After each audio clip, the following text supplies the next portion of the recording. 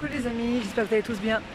Aujourd'hui, épisode un petit peu spécial, je vous l'ai déjà dit, on va faire des interviews et aujourd'hui je vais vous présenter une Française que j'ai rencontrée qui est aux Canaries depuis quelques mois maintenant. Donc là, elle va nous parler de son parcours, de son métier, de ce qui l'a amené à Tenerife. Bref, elle va nous parler d'elle. J'ai rendez-vous avec elle, donc je suis à El Médano parce qu'elle vit ici. Et là, j'ai rendez-vous dans un petit café. On y va tout de suite. Je pense qu'elle va être assez sympa.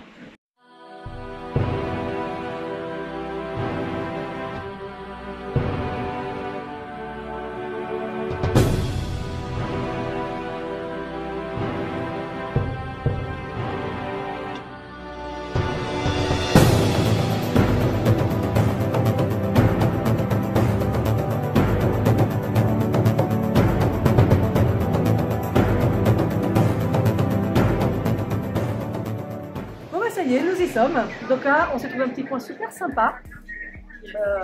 On est à Santa Chihuahua. Santa Chihuahua et Médano, ouais. C'est super sympa. D'ailleurs, si vous voulez venir y manger, j'essaierai de penser à vous mettre le nom. On parle d'infos. Voilà. Donc, je vous parle d'Aurore. Ceux qui nous suivent sur Instagram, vous le savez. Je vous parle d'Aurore fait plusieurs fois. Et du coup, ça y est, aujourd'hui, on a pris le petit moment pour nous faire la petite interview. Ça y est. Interview nomade digital.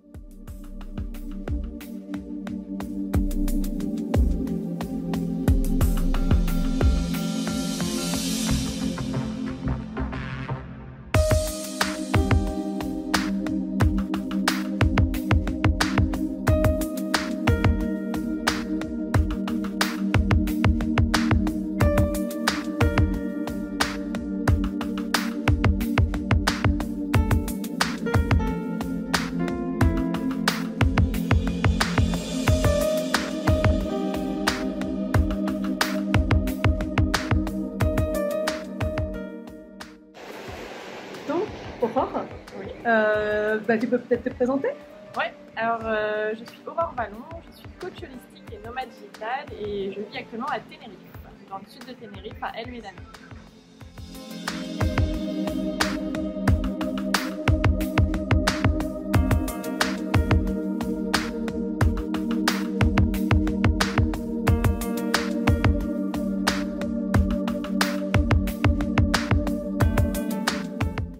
Est-ce que tu peux nous parler un petit peu de ton parcours général?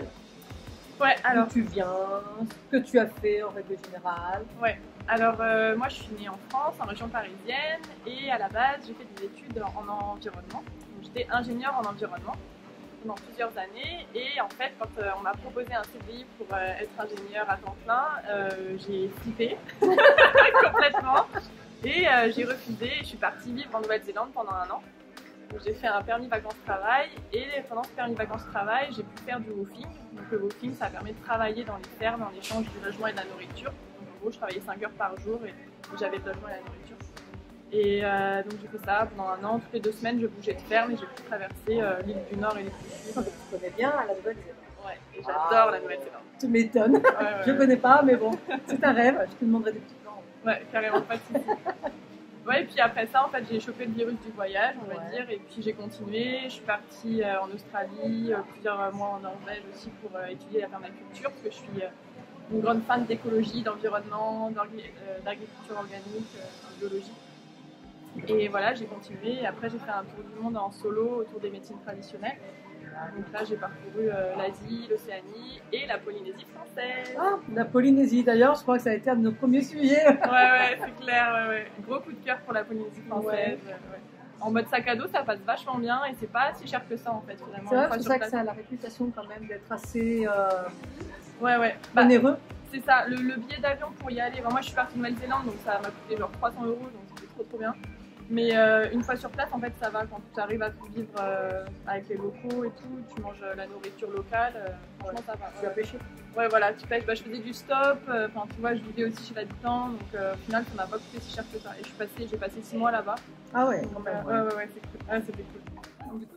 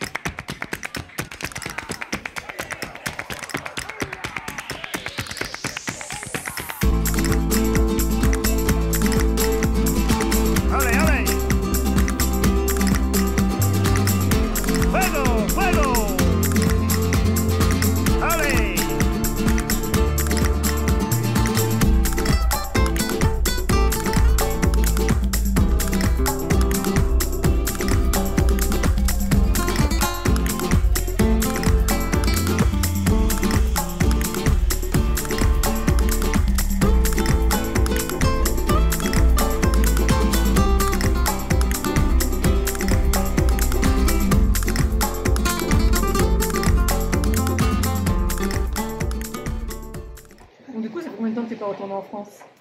Moi, ça fait pas très longtemps parce que j'étais en France en octobre. Ah oui, d'accord. Et en fait, j'ai vécu 2 ans, après ce tour du monde-là, j'ai vécu 2 ans en France à Aix-en-Provence. J'avais l'intention d'arrêter de voyager. C'était fini. C'était fini les voyages. T'avais eu ta dose? Ouais, en fait, j'ai voyagé depuis 2014. Je faisais des allers-retours entre la France et l'étranger. Je faisais 1 an en France, 1 an à l'étranger. Et je peux en parler un peu tout à l'heure, mais le fait de rencontrer des personnes sans arrêt et de dire au revoir et de ne pas créer des relations longues avec les gens, ça m'a énormément perturbée et je sais pas, c'était trop. Et début 2019, je me suis dit non, c'est bon, j'arrête, je veux créer des vraies relations, un vrai cercle social autour de moi, des amis proches, etc. que j'avais pas en fait vraiment, quoi. Et du coup, c'est arrivé à Aix-en-Provence, je danse beaucoup, je fais de la kizomba, de la bachata. Et grâce à ça, j'ai rencontré beaucoup de personnes en très peu de temps. Et j'ai adoré mon passage en France. Et puis après, le confinement est arrivé. Et là, j'ai pas eu le choix, ça m'a rattrapée. Voilà. Bon, là, je crois que tout le monde y est passé. Ouais, c'est ça. Donc je suis ici et je regrette pas une seconde mon choix.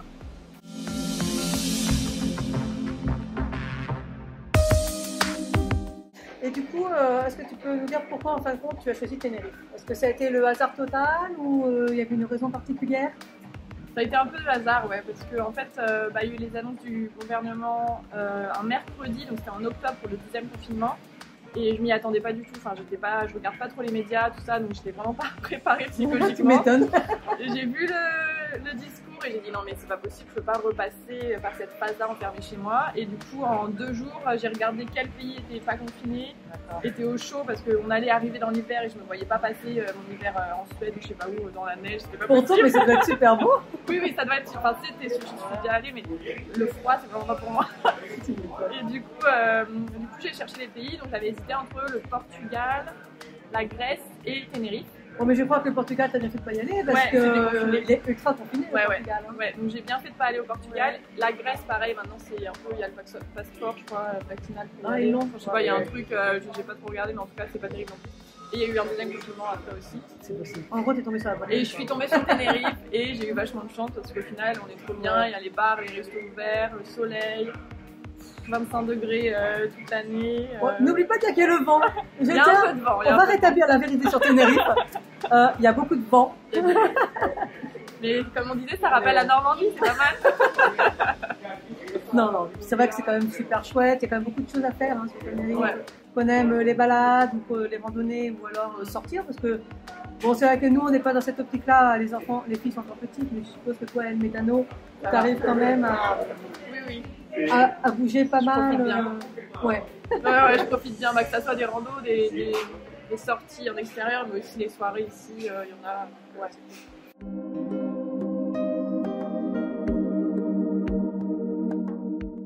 Est-ce que tu es partie vraiment seulement à cause du confinement, en gros, ou alors est-ce que de toute façon tu ne te voyais pas faire ta vie en France et tu avais envie quand même de plus chaud, plus exotique Comme je te disais, moi j'avais prévu de plus voyager. Début 2019, je suis revenue du Brésil, en fait j'étais au carnaval de Rio pendant 2 semaines. Le Brésil aussi, non mais... Et en fait, c'est drôle, mais après le Brésil, ça m'a fait un déclic et je me suis dit non, je veux plus voyager. En fait, déjà j'étais partie seulement 2 semaines et j'ai plus l'habitude des voyages sur le court terme comme ça. Et ça m'a fait très bizarre. Et puis ouais, je sais pas. J'en ai eu marre. Ouais, j'en ai eu marre. Je sais pas, un gros ras-le-bol quoi. Trop bizarre, mais ouais. Et en fait, quand je suis rentrée, je me suis dit bon je m'installe ici et j'ai adoré ma vie à Aix et j'avais vraiment l'intention de faire ma vie à Aix, vraiment. Et j'avais mon appart et tout. Donc c'était vraiment le confinement. C'est vraiment ça qui t'a décidé à... Et puis maintenant, tu vois, si tu me demandes est-ce que je me vois en France au jour d'aujourd'hui, non, parce que avec tout ce qui se passe, avec tout ce qui se passe en France, en fait, je me vois plus être restreinte en fait autant. Alors forcément, on doit être restreint, même ici, on n'est pas complètement...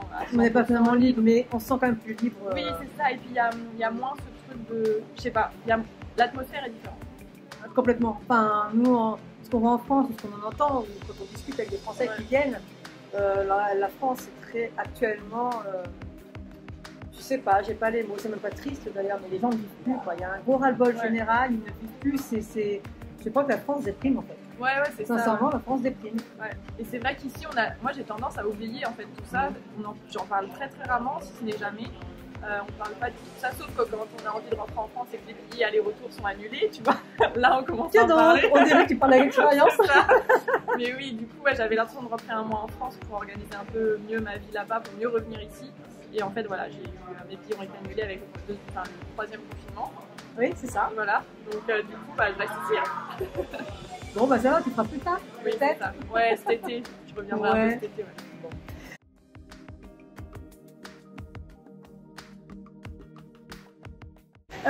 Donc tu nous as dit que tu étais coach holistique, c'est ça? Ouais. Moi, ce que je voulais savoir, c'est comment tu es arrivée à ça. Sachant que tu as fait des études d'environnement, oui. Ce qui n'est absolument pas incompatible, mais du coup, il y a quand même un grand écart entre l'environnement et arriver à être coach holistique. Oui, c'est sûr. Donc, du coup, qu'est-ce qui t'a amené à ça? Est-ce que tu as fait des études ou tu as peut-être eu un parcours particulier? Ouais. Alors donc je suis partie de l'environnement, donc écologie, environnement. Je me suis formée en tant que professeure de yoga. J'ai enseigné un peu en yoga, j'avais un groupe de méditation aussi sur Aix-en-Provence. Et après de là, je me suis formée à la naturopathie. Et de la naturopathie, en fait, je trouvais que c'était trop restreint par rapport à tout ce que je faisais parce que j'avais un accompagnement pour aider les gens à développer leur intuition, à se reconnecter à leur corps, etc. J'utilise des outils de la naturopathie encore aujourd'hui, mais c'est pas seulement ça. J'ai plein d'autres outils à disposition avec la danse libre, la méditation guidée, tout ça qui font vraiment partie intégrante de mon accompagnement. Et du coup, le terme naturopathe est trop restreint pour mon activité, donc ça s'est nommé coaching holistique. Parce que du coup, holistique, ça veut dire global, et donc je prends la personne dans sa globalité.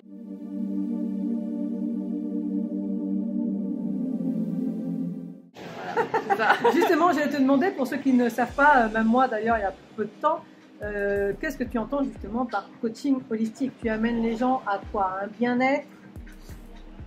En gros, tu as plein de coachs, c'est comme les naturopathes, on disait que voilà, il y a plein de styles de naturopathie. Le coaching holistique, c'est pareil. Moi, mon coaching holistique, c'est que, voilà, donc holistique, c'est global, donc j'aide la personne à, en gros, comprendre son fonctionnement, comprendre pourquoi, quelle est sa mission sur Terre, en gros. Alors comme ça peut paraître énorme, mais en fait, c'est quelque chose qu'on a tous au fond de nous. Et en gros, j'aide la personne à se reconnecter un peu à ce diamant intérieur, ce feu intérieur, quelque chose qui l'anime, qui le fait vibrer vraiment. Et voilà, j'ai plein d'outils. En gros, ça peut s'apparenter, tu vois, pour expliquer un peu mieux, à de l'hypnose. Alors, c'est pas de l'hypnose, je suis pas fortement en hypnose, mais c'est vraiment essayer de faire baisser un peu le mental, toutes les pensées et tout, pour se reconnecter vraiment à son corps, à ses ressentis. Et là, à partir de ce moment-là, en fait, il y a quelque chose qui émerge et qui donne des informations à la personne pour se diriger vers quelque chose qui lui plaît vraiment, une activité qui résonne vraiment et qui l'anime en fait, qui la fait vibrer dans la vie.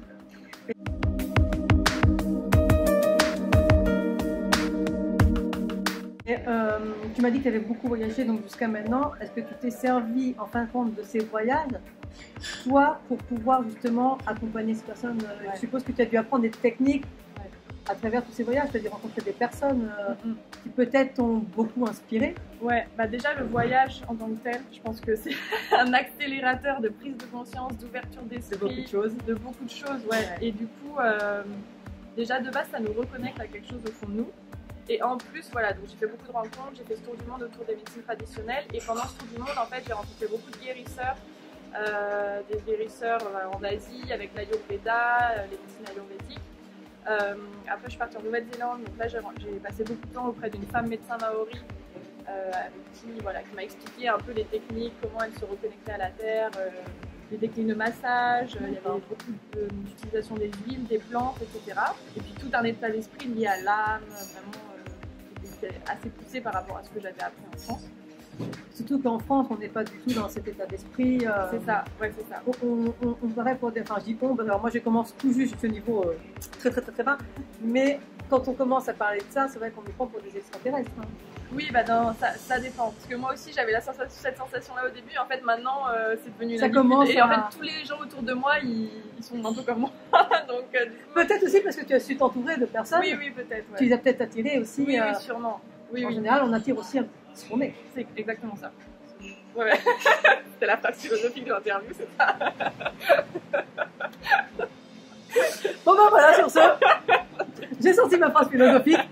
On peut couper. Non mais oui, carrément. Et du coup, après en fait, donc j'ai enchaîné avec, j'ai passé pas mal de temps avec une tribu aussi en Australie, dans le nord de l'Australie, une tribu aborigène. Et donc là, j'ai passé 2 semaines dans une clinique qui était la première clinique de médecine traditionnelle aborigène. Parce qu'en fait, cette médecine est très peu reconnue par l'Australie parce que voilà, ils ont été un peu exclus de l'Australie, quoi. Et du coup, là maintenant, ils acceptent de nouveau. Donc cette médecine apparaît maintenant dans les hôpitaux. Il y a vraiment des soins qui sont acceptés maintenant. C'était super. Et voilà, pareil, ce truc avec ouais, il y a vraiment une part de spiritualité qui est beaucoup plus forte. La médecine et la spiritualité. Oui, c'est ça. La médecine et la spiritualité, du coup, sont très interreliées. C'est ça, interreliées. Ouais, c'est ça. Et puis après, j'ai enchaîné en Polynésie. Alors là, en Polynésie, c'était un peu plus dur parce que j'avais la sensation qu'ils avaient peur que je leur pique leur savoir, tu vois, que je leur vole leur savoir, alors que je n'étais pas du tout dans cette optique-là. Mais là pour apprendre. oui, voilà, c'est ça. Et puis pour échanger, je savais très bien que je pouvais pas tout découvrir, mais juste comprendre comment ça fonctionnait. Et en fait, bah voilà, j'ai passé 6 mois en Polynésie, mais au final, j'ai pu approcher de très loin cette médecine traditionnelle. Et par contre, ça fait vraiment partie intégrante de leur vie de tous les jours. Tu vois, quand ils ont un bobo quelque part, ils vont te mettre une plante, enfin une feuille de bananier ou je sais pas trop quoi autour de la jambe et ils vont t'emmêler ça avec des sortes de lianes. Enfin, vraiment. C'est vraiment un quotidien. Ouais, c'est vraiment, c'est dans leur quotidien vraiment. Après, ça dépend des îles parce qu'il y a des îles qui sont plus modernes que d'autres, on va dire. Mais là où j'étais, c'était un peu plus reculé, donc c'était plus traditionnel. Et donc voilà, donc c'est grâce à ces voyages que j'ai pu apprendre et qu'aujourd'hui j'ai envie de transmettre tout ce que j'ai appris et puis moi, voilà, même en termes de développement personnel, en fait, j'ai énormément évolué avec toutes ces rencontres, donc maintenant, voilà, j'ai envie de transmettre tout ça.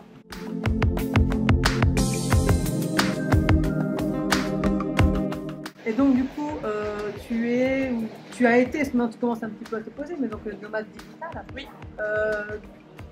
Déjà au niveau de ton métier, donc tu es coach holistique, est-ce que tu proposes que ça ou est-ce que tu proposes d'autres activités autour? Par exemple, est-ce que tu proposes encore des cours de yoga ou est-ce que tu te concentres vraiment sur le coaching holistique? En fait, j'ai arrêté il n'y a pas très longtemps les cours de yoga, les cours de méditation. J'en donnais pas mal en France et en fait quand je suis arrivée à Tenerife, je parle pas espagnol et ça m'a un peu bloquée au début. L'anglais je maîtrise, mais bon voilà, c'est un anglais francisé. Et donc du coup de là à donner des coachings ou des cours, je me voyais pas trop. Bon maintenant tu vois, au bout de 6 mois je suis beaucoup plus à l'aise, donc je me dis oui pourquoi pas. Puis j'ai un peu plus ma vie ici, j'ai créé des relations ici, donc ça aide. Ouais, je me sens beaucoup plus de le faire. Mais comme tu dis, en fait je me mets vraiment à 100% dans mon activité de coaching holistique. Et donc là, voilà, je suis à fond dans mon accompagnement de groupe en fait, que j'anime actuellement. C'est génial. Ouais, c'est top. Et du coup, dans cet accompagnement de groupe, j'aide les personnes à trouver leur activité en tant que nomade digital. Et en gros, les personnes que j'accompagne, c'est des personnes qui ont l'âme d'un voyageur, qui savent qu'elles veulent voyager, mais qui ne savent pas forcément comment trouver une activité rentable pour devenir nomade digital. Et donc moi, je les amène à ça par justement tous mes outils de coaching holistique. Et voilà, en plus je suis accompagnée de Mathieu Ibanez qui est un super coach aussi et donc on forme un bon binôme pour justement accompagner les gens à trouver leur mission de vie mais en tant que nomade digital en fait. Tu peux l'apercevoir un petit peu sur les réseaux sociaux et il a l'air bien dynamique. Ouais, c'était sympa.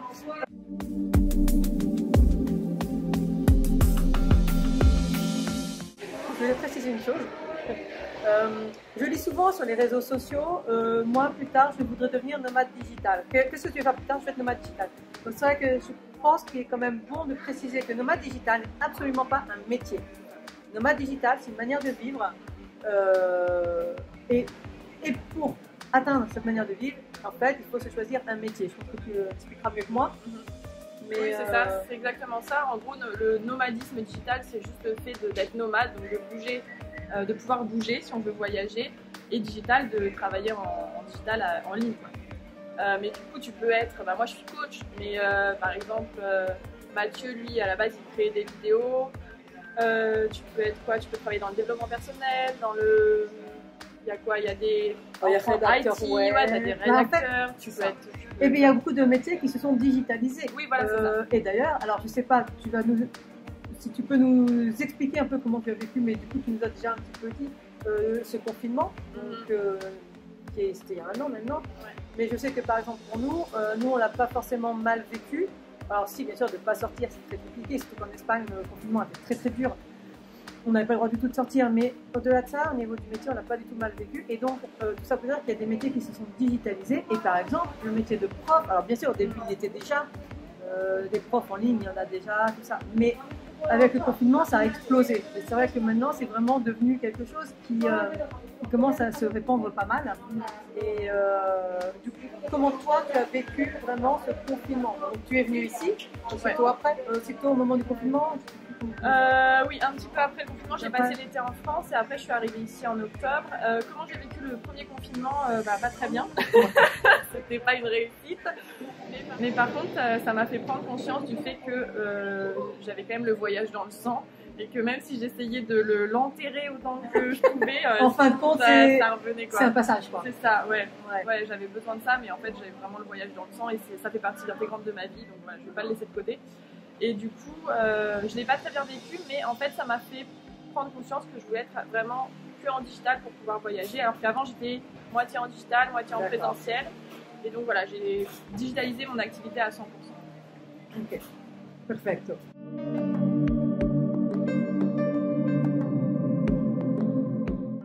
Est-ce que tu peux nous dire du coup maintenant, bon, tu t'es installé à Tenerife il y a maintenant quelques mois, comment tu vis ici? Est-ce que tu t'es trouvé un appartement, une petite maison? Du coup, au niveau des activités, je suppose que tu fais des activités pour rencontrer du monde, parce que tu voyages seul. Oui. Donc du coup, en général, quand tu voyages seul, c'est différent en famille, ce qui me paraît un peu logique. Mais du coup, est-ce que tu peux nous expliquer un petit peu comment tu vis au quotidien en fait? Ouais. Alors comment je vis au quotidien? J'ai un appartement, une colocation.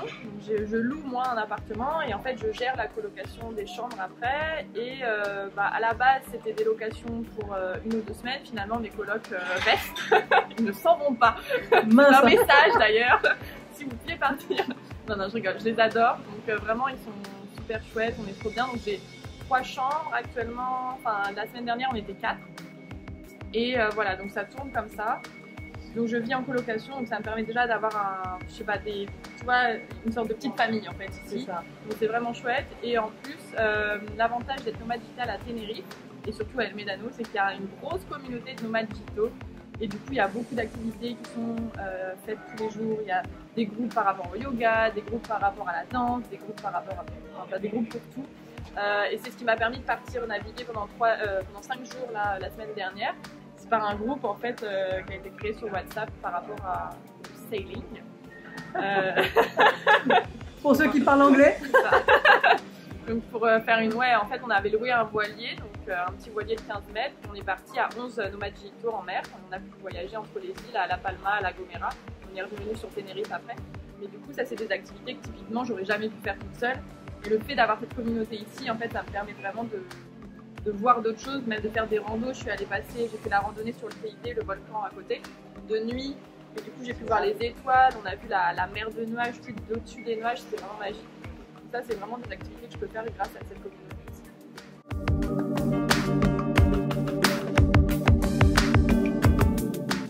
Donc là, c'est un conseil en fait qu'on peut donner à ceux qui rêvent d'être nomades digitales, quel que soit le métier, mais qui rêvent vraiment. Parce qu'il y a aussi les nomades digitaux qui, en fin de compte, restent en France ou dans un seul pays. En fin de compte, surtout le principe, c'est surtout de digitaliser pour être à 100% travailler sur Internet et après ne pas avoir un lieu pour travailler. C'est vrai qu'après, on peut rester dans un même département, dans une même. Enfin, oui, voilà, c'est juste être totalement libre. Et on peut être nomade dans un même pays. Mais toujours est-il qu'à partir du moment où on est nomade, je pense que c'est ça qu'on doit prendre en compte, c'est de trouver des endroits déjà avec Internet. Ouais, une bonne connexion Internet. Qui est quand même primordial. Et justement de se mettre en lien là où il y a d'autres nomades digitaux ou alors faire des activités pour rencontrer des locaux. Mais après, il y a la barrière là. Oui, et puis c'est pas la même dynamique non plus. Tu vois, là, l'avantage, c'est que j'ai l'impression qu'on est tous. Moi, je suis arrivée en octobre, donc c'était assez tôt, on va dire. Et en fait, il y en a beaucoup qui sont arrivés après. Et on est tous dans le même état d'esprit. Il y a beaucoup d'Italiens, de Polonais, de plein de nationalités différentes. Et en fait, on est tous là pour la même raison, parce qu'on a fui notre pays, entre guillemets, par rapport au confinement et au Covid. Et du coup, tu sais, c'est comme si ça rassemblait tout le monde. Ouais. On est tous un peu là, des électrons libres, et on se regroupe tous. On est tous là pour la même raison. Et du coup, ça crée une sorte de grande famille. Et du coup, moi, je fais des cours de danse aussi ici avec des locaux. Mais c'est pas pareil, parce que du coup, eux, ils ont leur famille, ils ont leur vie. ils savent pas forcément ce que c'est de voyager seul. C'est pas la même relation. Du coup, c'est pas pareil. Ouais. Mais ouais, c'est hyper intéressant aussi de vivre avec des locaux et de rencontrer des locaux. Et je pense que c'est bien d'avoir les deux.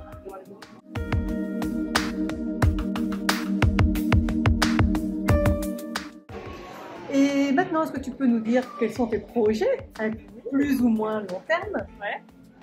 Alors mes projets pour l'instant, mon projet à court terme, c'est de revenir en France quelques semaines pour organiser un peu mon déménagement là-bas. Donc de faire un mois ou deux en France. Et je pense que l'idée c'est qu'en septembre, en fait, je revienne ici, si je peux. Et de toute façon, je pense que je resterai pas en France en septembre, à partir de septembre. Voilà, j'aimerais beaucoup revenir à Tenerife. Après, on va voir avec les restrictions. Mais ouais, c'est pour mon projet à court terme, c'est ça. Après, au niveau du travail, c'est continuer à développer mon entreprise, à développer ma communauté autour du voyage, du nomadisme digital, et puis de continuer mes accompagnements de groupe et individuels aussi. Donc voilà, c'est des projets court terme et moyen terme et long terme. Mais c'est parfait. Eh bien, écoute, je te remercie beaucoup pour ton temps. Merci à toi. En tout cas, c'était un plaisir de te rencontrer, de te faire connaître aussi. Pour tous ceux qui veulent devenir nomades digital, n'hésitez surtout pas. Vous pouvez contacter Aurore. Elle sera là pour vous aiguiller, Tout à fait. Ouais. pour vous aider. Et puis voilà, j'espère que cette petite vidéo vous a plu. Je vais vous mettre en lien la page Facebook, parce que tu as quand même une page Facebook. Tu as plusieurs pages. J'ai une page Facebook qui s'appelle Nomad Digital France, voyager et travailler, et j'ai un site internet qui s'appelle aurorevallon.com sur lequel vous pouvez trouver toutes les formations et les vidéos. Et j'ai une chaîne YouTube aussi qui s'appelle Aurore Vallon Digital Nomad Digital. Bon, je vous mets tous les liens de toute façon en barre d'infos. N'hésitez pas à aller voir. N'hésitez pas à partager cette vidéo, commenter, liker. Et je vous dis à bientôt. Et surtout, n'oubliez pas, choose your life. C'est possible.